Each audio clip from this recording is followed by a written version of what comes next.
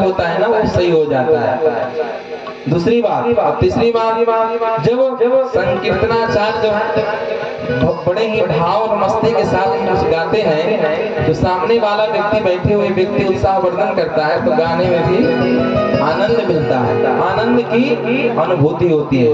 तो बंधु बड़े ही प्रसन्न के साथ में ताली सेवा करना चाहिए, जहाँ हास्य रस हो हंसना चाहिए, जहाँ गंभीर प्रसंग हुआ गंभीर होना चाहिए, ये श्रोताओं का लक्षण है। सुखदेव जी महाराज कहते हैं कि आज नंद बाबा इतने उदार मन वाले बन गए हैं जिनकी कहीं न जाए। बंधुओं, नंद बाबा हाथ में संकल्प किए 2 लाख गौ माताओं का दान किए ब्राह्मणों को। इतना ही नहीं, लिखा हुआ है भागवत जी में कि धेनु नाम नियुते प्रादार विप्रेभ्यो समलंकृते तिलिद्रान सप्तरत्नौ सात कुंभा परामृतम। नंद बाबा 2 लाख गायों का संकल्प करके ब्राह्मणों को दिए कि 2 लाख गायों का दान मैं अपने पुत्र के जन्मोत्सव में करता हूँ। बंधुओं, नंद बाबा इतने उदार मन वाले बन गए हैं जिनका शब्दों से वर्णन हम नहीं कर सकते हैं। इतना ही नहीं, तिल के बड़े बड़े पर्वत बना करके तिलिद्रान सप्तरत्नों और उसको रत्नों से जड़ित करके उसके सोने के पत्थर से ढक करके 7 ब्राह्मणों को तिल के बड़े बड़े पहाड़ दान किए। जो उस जन्मोत्सव में आता है बंधुओं, वो खाली हाथ नहीं आता है, जो आता है वो कुछ लेकर के आता है।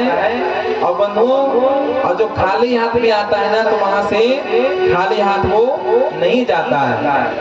ऐसा अद्भुत जन्मोत्सव शुक्राचार्य सुखदेव जी महाराज कहते हैं कि हे परीक्षित, उस जन्मोत्सव की कहीं नहीं जाए। चारों तरफ से गोपी ग्वाल बाल सब आ रहे हैं और उस जन्मोत्सव में नाच रहे हैं। सुखदेव जी महाराज कहते हैं कि हे परीक्षित, ऐसा लगता है ना कि आज नंद बाबा का भवन ही क्षीर सागर बन गया है। परीक्षित जी बोले, गुरुदेव कैसे? तो जितने लोग जन्मोत्सव में आते वो सब दूध दही के भांड को अपने मटका को लेकर के आते, अब आते और सब एक दूसरे पर उड़ेल देते। तो बंधु ऐसा लगता कि क्षीर सागर ही आज ये गोकुल बन गया है। और उसी बंधुओं नंद भवन में सब उमंग में नाच रहे हैं, गा रहे हैं, आनंद मना रहे हैं। एक 95 वर्ष की मैया थी, उनके मन में संकल्प था कि जब नंद बाबा के घर में पुत्र होगा तो हम भी नंदरानी के द्वार पर जाकर के नृत्य करेंगे। लेकिन संकल्प क्या था कि 16 श्रृंगार करेंगी और 84 गज का लहंगा। बंधुओं, ब्रज में 84 गज के लहंगा पहना जाता है। मतलब 84 गज मतलब ये नहीं कि इतना बड़ा, उसका नाम होता है 84 गज। तो 84 गज का लहंगा पहन करके सज धज करके वो मैया आई कहाँ? उस जन्मोत्सव में। लेकिन उस मैया से गलती क्या हो गया, मैया की आंखें से कुछ दिखता कम था। तो मैया से गलती ये हो गई कि जब श्रृंगार कर रही थी ना तो आँखन के चीज ओठन में लगा ली, ओठन के चीज आँखन में लगा ली। और जन्मोत्सव में सब वहाँ नाच रहे हैं, गा रहे हैं, उमंग मना रहे हैं। और जैसे ही मैया जन्मोत्सव में आई कि सब लोग अब एक दूसरे को देखना बंद कर दिए, उस मैया की ओर देख रहे हैं। क्यों? मैया का श्रृंगार जो अद्भुत है। तो एक ग्वालिया क्या किया कि माखन का गोला बनाया। तो मैया कहती अरे लाला का भयो है। तो ग्वालिया क्या किया कि माखन का गोला बना के मैया के मुख में दे मारा। और मैया थी वेदांती, कोई दांत तो था नहीं। तो बंधु दांत रहता तो माखन के गोला रुक जाता मुख में। मैया का दांत तो था नहीं, तो सीधा मुख के माध्यम से सीधा पेट में पहुंच गया। और मैया मुख चाटते हुए कहती अरे लाला का भयो है। तो एक ग्वालिया कहता अरे मैया तेरा मुख मीठा हो गया, तुम्हें पता नहीं चला कि क्या भयो है? नंद बाबा के यहाँ लाला भयो है। अरे ऐसा लाला तो हर दिन होए करे जिससे हमारा मुख मीठा होया करे। इस प्रकार बंधुओं सब आनंद मना रहे हैं, नाच रहे हैं, गा रहे हैं, प्रसन्न है, प्रमुदित है। आज नंद बाबा बंधुओं 3 यज्ञ किए। देखिए बड़ी सुंदर बात, नंद बाबा से हमें शिक्षा लेना चाहिए। क्या? जब हमारे घर में कोई उत्सव होता है, विवाह शादी आदि कुछ होता है, तो बंधुओं हम इतने आनंद में मग्न हो जाते हैं कि अपने परिजनों को भी भूल जाते हैं। इतने मग्न हो जाते हैं उस उत्सव में कि कौन हमारे घर में आया, कौन आकर के चला गया, इसका भी बोध हमें नहीं होता है। अब बुद्धिमान व्यक्ति वो है जो आनंद के समय, उत्सव के समय भी अपने परिजनों का, अतिथियों का खूब सेवा सत्कार करना उनका परम धर्म बनता है। जो भी जन्मोत्सव में आता था, नंद बाबा बंधुओं सबका खूब स्वागत करते थे और बंधुओं खूब सबका सम्मान करते थे। 3 यज्ञ किए नंद बाबा, क्या क्या? धन पवित्र सेवा किए, धन पवित्र कर दान, मन पवित्र हरि भजन सो भूत त्रिविध कल्याण। तन पवित्र, जो उस नंद बाबा के भवन में जो आता था तो सबका सेवा नंद बाबा अपने हाथों से करते थे। तन पवित्र सेवा किए, धन पवित्र कर दान। बंधुओं, दान तो इतने किए कुबेर जी की मति बौड़ा गई, इतने दान किए कि नंद कछु इतनो जो दियो, घन श्याम कुबेर की मति बौरी, देखत मोहि लुटाय दियो, न बची बचिया छछिया न पिछोरी। इतना दान दिए बंधुओं। जो उस नंद भवन में आता था ना, जो नंद बाबा से मांगता था, अब कथा कल की कथा में श्रवण किए कि हाथी देने, घोड़ा देने और देने पाल के, जिसको जो मांगता था, जो उसको वस्तु नंद बाबा प्रदान कर देते थे। क्यों? कि आज साक्षात बंधुओं नारायण उनके घर में पुत्र बनकर के आए हैं। जो कुबेर महाराज थे ना, उनकी मति बौड़ा गई। कुबेर जी की मति इसलिए बौड़ा गई कि देखो तो सही, नंद बाबा पूरा खजाना अपना लुटा देंगे तो इनके पास बचेगा क्या? लेकिन सुखदेव जी कहते हैं कि गुरुदेव, आप स्वयं कह रहे हैं कि नंद बाबा इतना दान किए, और जितना दान करते तो उतना ही खजाना बढ़ते जाता था। इसका कारण तो कारण कहते हैं सुखदेव जी महाराज की परीक्षित, इसका कारण यह है कि नारायण कौन है? भगवान श्री कृष्ण कौन है? साक्षात नारायण है। और शास्त्र कहता है जहाँ नारायण जाते हैं, लक्ष्मी उनके पीछे पीछे चली जाती है। तो परीक्षित ये बताओ कि जहाँ भगवान स्वयं चले आए तो क्या लक्ष्मी उनके पास नहीं आएगी? लक्ष्मी तो उनके चरणों में वास करती है। तो जहाँ साक्षात लक्ष्मी नारायण आ जाए परीक्षित, वहाँ क्या धन की कमी होगी? नहीं हो सकती है। पहली बात। दूसरी बात यह है कि बंधुओं, उस ब्रजमंडल में, उस 84 कोष के ब्रजमंडल में जितने ग्वाल वाल सखा आ रहे थे, नंद बाबा के परिकर आ रहे थे, सब कुछ न कुछ लेकर के आ रहे थे।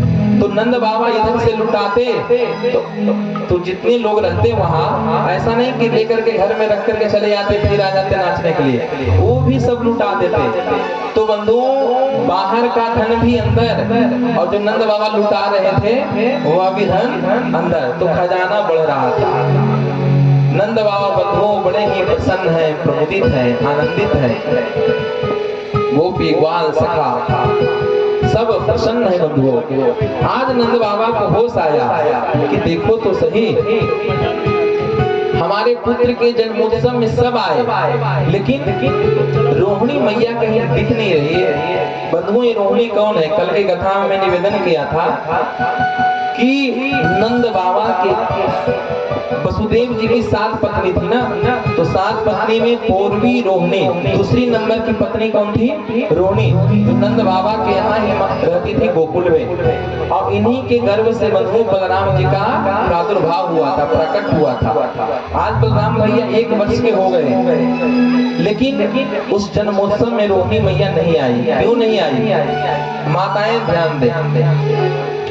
नंद बाबा गए हैं और जा करके बोले कि मैया आप हमारे पुत्र के जन्मोत्सव में क्यों नहीं आए? बंधुओं, शास्त्र कहता है कि जब पति के जीवन में संकट हो तब स्त्रियों को ज्यादा सज धज करके किसी उत्सव में शामिल नहीं होना चाहिए।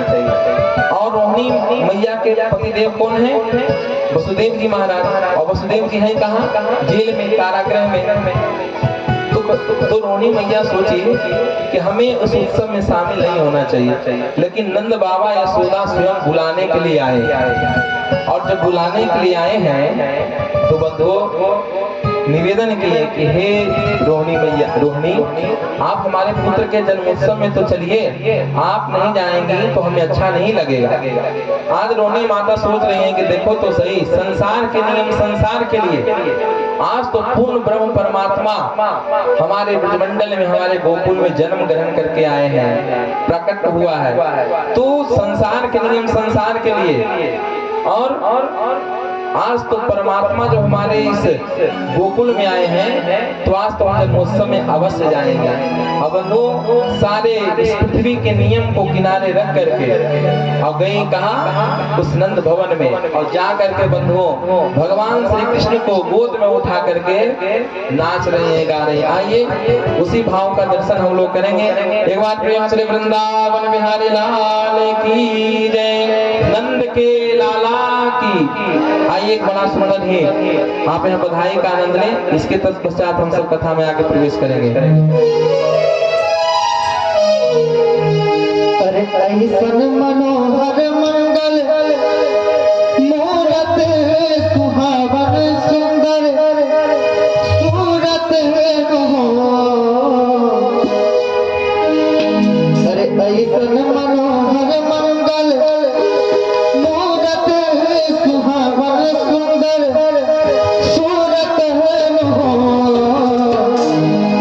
बोले कृष्ण कन्हैया लाल की। बधाई का आनंद लेना है तो ऐसे शांति से बधाई का आनंद पकड़ लिया जाता है, बड़े भाव से। अरे कम से कम जयकारा तो इतना लगाइए कि आवाज आपकी पहुंचे, और जो लोग घर में सो रहे हैं कम से कम यहाँ आ जाए। बड़ी बात है बिहारी लाल की। हाँ, और बड़े भाव के साथ ताली सेवा करते हुए कहेंगे, ए राजा जी, ए राजा जी, ए राजा जी, ए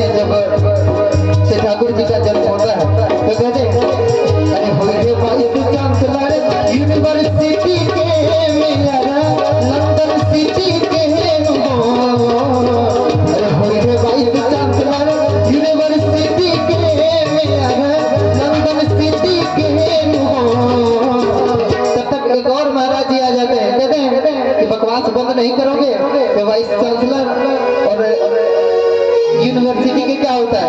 तो तीसरा कहता है ए ललना ए ललना ए ललना हो रे दूर में के ताहीरा अपनी मीठी के न हो ए ललना हो रे दूर में के ताहीरा अपनी मीठी के न हो। तब तीसरा ऐसे ही ये जो बाबा बैठे हैं इनके उम्र के आते हैं, कहते हैं अरे बबुआ जनाता हमरा जीएम होई है नाना उसका जीएम होई है हो। अरे बबुआ जनाता हमरा जीएम होई है नाना उसका जीएम होई है हो। ए ललना ए ललना ए ललना नींद के सितारा उसका जीएम होई है, उससे ऊपर पीएम होई है हो।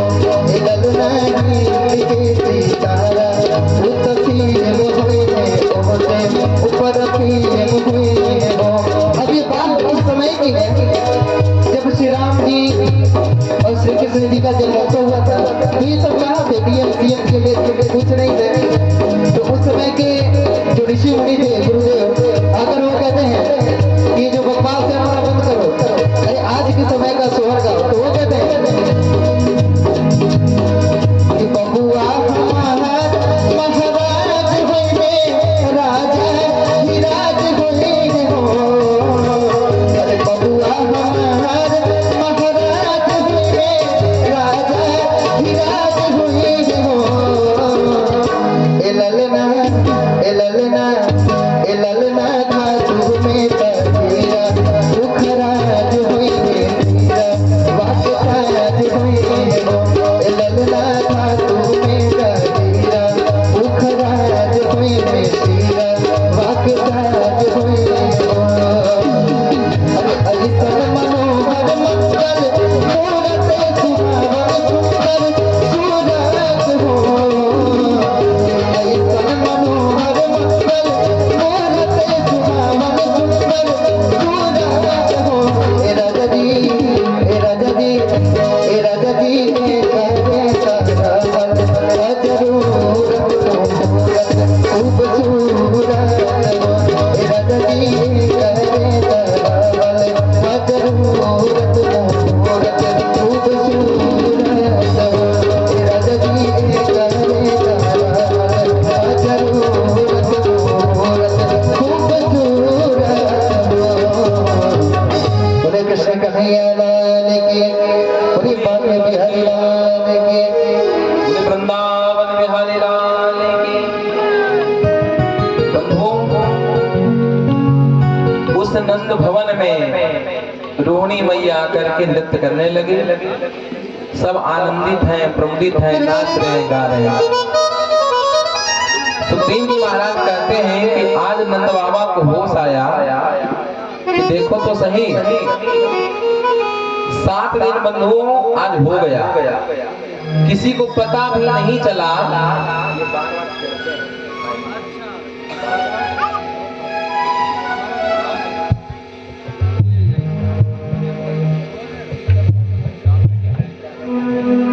सीताराम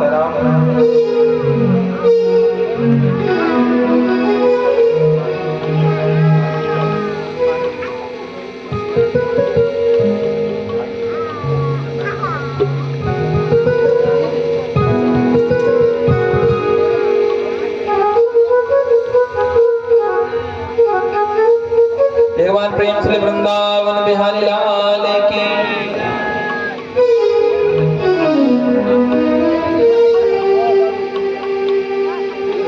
आज बंधुओं 7 दिनों से जन्मोत्सव चल रहा था, किसी को पता भी नहीं चला। आज नंद बाबा सोचते हैं, आज नंद बाबा को याद आई कि साल में एक बार हम लोग कर देते हैं किनको, कंस महाराज को। एक बार प्रेम से वृंदावन बिहारी लाल की। बंधुओं, पूरा ब्रजमंडल का राजा कौन था? कंस था। ध्यान से सुनिएगा, पूरा ब्रजमंडल का राजा कौन था? कंस था। नंदगांव, गोकुल, वृंदावन के राजा कौन थे? नंद बाबा। बरसाने के राजा वृषभान जी। तो छोटे छोटे जो कस्बा था वहां के राजा नंद बाबा थे। जैसे नंदगांव के राजा नंद बाबा। तो जो सबसे बड़ा राजा था कंस, तो साल में एक बार जो छोटे राजा थे वो जाकर के कंस महाराज को कर देते थे, साल में एक बार। तो आज नंद बाबा को स्मरण आया कि देखो तो सही, हम अपने पुत्र के जन्मोत्सव में इतने व्यस्त हो गए, इतने मस्त हो गए कि कंस महाराज को कर देना ही भूल गए, कहीं कंस महाराज नाराज ना हो जाए। तो अपने समस्त गोकुल वासियों को कहते हैं कि हे गोकुल वासी, आप सब ऐसे ही आनंद में नाचो, गाओ, उमंग बनाओ, और मैं भी जाता हूँ कंस महाराज को कर दे करके आता हूँ। बंधु, नंद बाबा तो गए हैं कहाँ? कर देने के लिए मथुरा चल दिए। लेकिन कल की कथा में आप आए होंगे तो ध्यान दिए होंगे बंधु, जब देवकी मैया जब वसुदेव जी महाराज वो कन्या को यशोदा मैया के बगल से, यशोदा मैया के नंद भवन से कन्या को लेकर के आए कहाँ? मथुरा। अब मथुरा में उस कन्या को जैसे ही कंस को सौंपे थे और कंस उस अष्टभुजी जगत जननी जगदम्बा को मारना चाहा, तो फिर कन्या आकाशवाणी की थी। क्या आकाशवाणी की थी कि अस्यस्त्वाष्टमो गर्भो अंतायाम वस्य बुधा। अरे दुष्ट कंस, हमारे जैसे निरपराध बच्चों को मार कर तुम्हें क्या मिला? तेरा काल तो 84 कोस के ब्रजमंडल में जन्म ले चुका है। बंधु, ये शब्द जैसे कंस सुना तो क्या किया था? बंधु, उसी समय समझ गया कि मैं लाख प्रयास किया अपने काल को बचने का, अपने काल से बचने का, लेकिन मैं बच नहीं पाया। बंधुओं, उसी दिन से आपातकालीन बैठक बुलवाया। कौन? कंस। और उसी आपातकालीन बैठक में निवेदन किया कि देखो मेरा काल जन्म ले चुका है। तो उसी बैठक में, उसी सभा में बैठे थे कौन? पूतना मौसी। तो कंस कहता है कि ये बताओ कि हमारा जो काल है उस 84 कोस के ब्रजमंडल में कहीं जन्म ले चुका है, उसको मारने के लिए हमें क्या करना चाहिए? तो पूतना बैठी थी तो कहती है कि हे भगवान, हे स्वामी, अगर आप आदेश दें तो इस कार्य को मैं करूं। बोले कि क्या? बताओ। पूतना कहती है कि महाराज आप ये कार्य हमें सौंपिए, इस कार्य को मैं करूंगी। कारण यह है कि मैं दुग्ध पिलाने के बहाने जाऊंगी घरों में और अपने पयोधन में, स्तनों में जहर लगा करके जाऊंगी और बच्चे को पिलाने के बहाने उसमें जहर लगा हुआ रहेगा, बच्चे 2 मिनट में मर जाएंगे। अब बंधुओं, उसी अष्टमी के दिन से वो पूतना कार्य प्रारंभ की थी। क्या? बच्चों को मारने का। आज नंद बाबा बंधुओं पहुंच गए कहाँ? मथुरा में गए। नंद बाबा कंस महाराज को कर दिए, लेकिन वसुदेव जी की दृष्टि जैसे ही पड़ी नंद बाबा पर, तो उसी समय वसुदेव जी महाराज आए कहाँ? नंद बाबा के पास में। और नंद बाबा को कहते हैं, आज वसुदेव जी सोच रहे हैं, देखो तो सही, नंद बाबा घूम रहे हैं मथुरा में और हमें अपना पुत्र को छोड़ करके आया हूँ इनके यहाँ। और बंधु, वसुदेव जी सब जानते थे कि कंस बड़ा दुष्ट है, कोई न कोई षड्यंत्र अवश्य करेगा, क्योंकि मथुरा में रहते थे वसुदेव जी।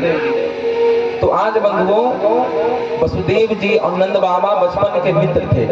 नंद बाबा जैसे ही आए, वसुदेव जी कहते हैं कि हे नंद बाबा, आप लाख छुपाने का प्रयास करो, लेकिन मुझे तो पता चला कि बुढ़ापे में आपके घर में नीलमणि के जैसा लाला हुआ है।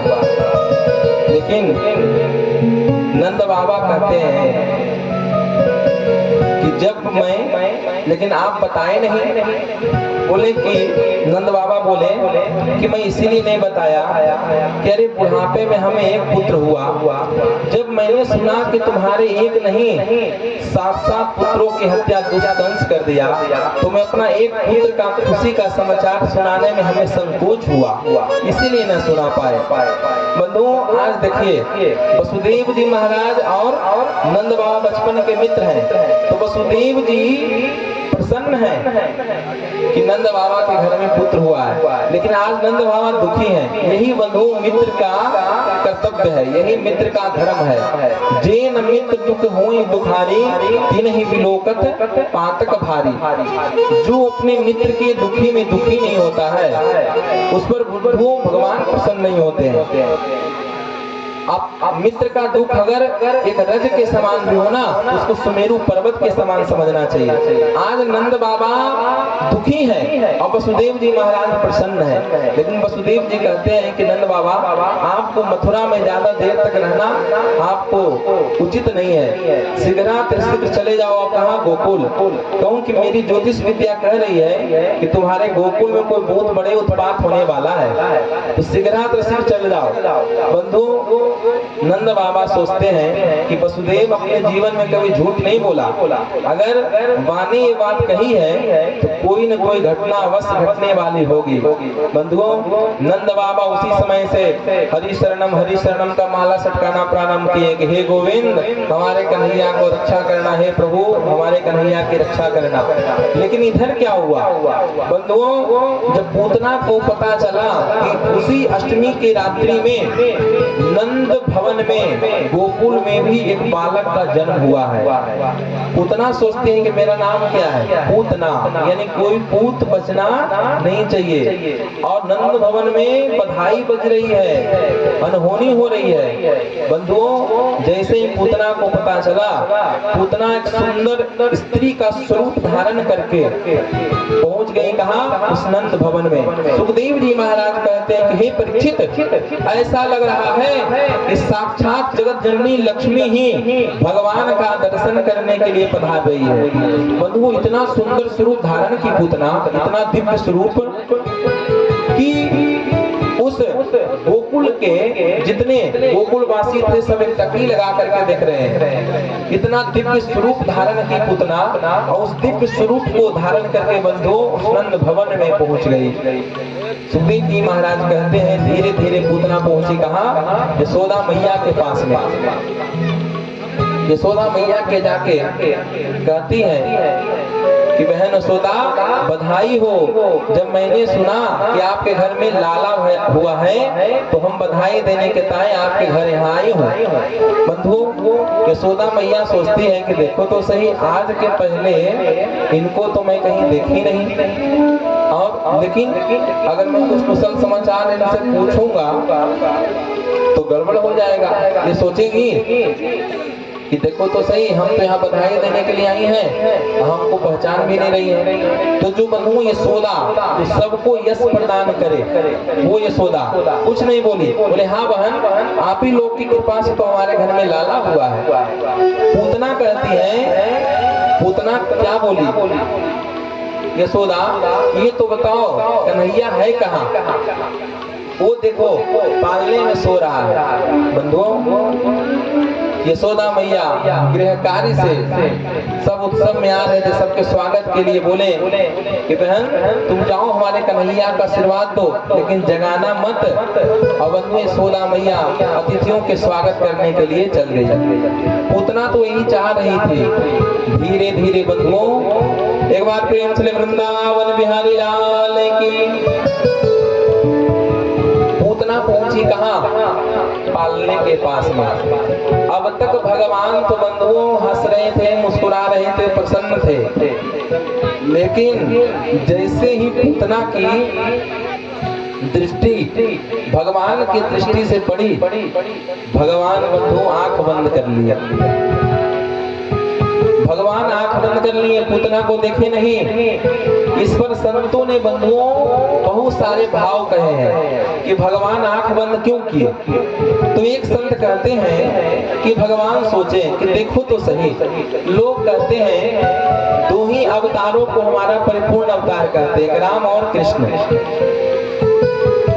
अब दोनों अवतार में स्त्री को ही वध हमें करना पड़ रहा है। जब राम बन के मैं आया तो सबसे पहले ताड़का का उद्धार किया, और आज देखो जब कृष्ण बन के आया हूँ तो सबसे पहले हमें पूतना मौसी का उद्धार करना पड़ रहा है। और शास्त्र कहता है स्त्री होती है अविद्या, अवध्या, स्त्रियों को कभी वध नहीं करना चाहिए। तो भगवान सोचे कि मेरा जन्म क्यों हुआ है, धर्म की स्थापना करने के लिए। तो आज मैं मंगलमय श्री गणेश ही से करता हूँ। तो बंधु आंख बंद करके गणेश जी महाराज का भगवान ध्यान कर रहे हैं कि गणेश जी इस पृथ्वी का भार उतारने के लिए मैं अपना कार्य प्रारंभ कर रहा हूँ, इसीलिए श्री गणेश कर रहा हूँ, आपको प्रणाम करते हैं। अथवा एक संत कहते हैं कि प्रभु ने सोचा कि देखो तो सही, इस गोकुल में मैं आया हूँ माखन मिश्री खाने के लिए।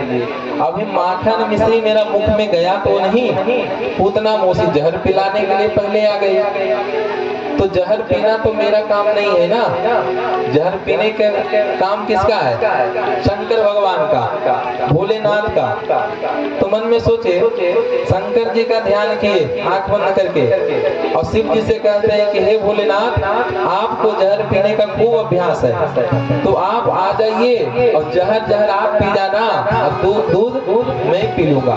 तो शिव जी का ध्यान किए। अथवा एक संत कहते हैं कि भगवान कृष्ण के एक आंख में सूर्य का वास है और एक आंख में चंद्रमा का वास है। तो सूर्य और चंद्रमा सोचें कि देखो तो सही, मेरे भगवान इस ब्रजमंडल में आए हैं लीला करने के लिए, और ये पूतना कितनी अभागिन है कि अभी तक भगवान हमारे इस ब्रजमंडल को देखे तो है नहीं, और पूतना मौसी आ गई भगवान को मारने के लिए। तो ऐसे अभागिन का दर्शन मैं नहीं करूंगी, इसीलिए भगवान आंख बंद कर ली।